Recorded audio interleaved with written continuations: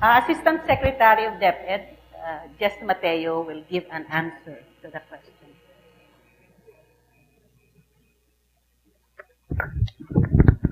Magandang hapon po sa inyo. I'm Jess Mateo from the Department of Education.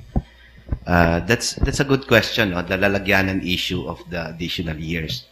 In fact, as part of the effort of the National Committee on Education for All, we are about to embark on a study on where to put the additional years. As of now, our proposal really is to put the additional 2 years in basic education for 2 reasons. First is that it should be, kumbaga parang building, you have to build a good foundation. And that's where basic education comes in. Second, the affordability.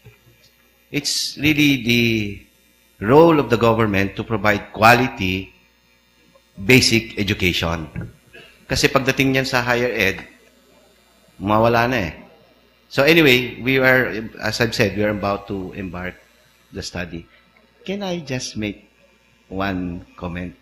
Nandito na rin ako sa mic. Very briefly. Very brief. Well, I'd like to thank the panelists now for a candid assessment of the basic education sector reform agenda.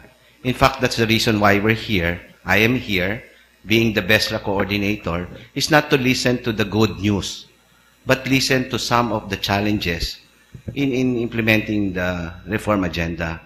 We believe kasi, in DepEd, most of us believes, that the BESRA is, as they said, no, the hope, the redemption.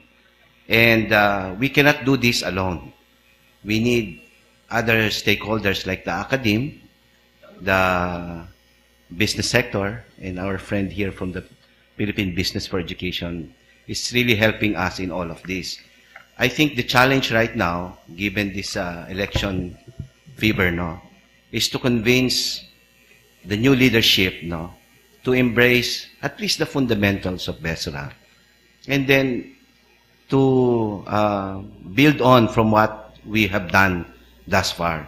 I know this is a long journey, but if we believe in those principles, I think we can even surpass, let's say, our Asian neighbors like Vietnam or Singapore even. Thank you. Thank you very much, Asek Mateo. With those words, we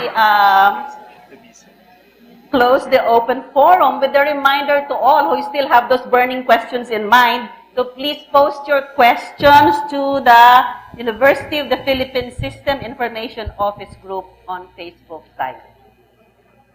So please go to our Facebook site.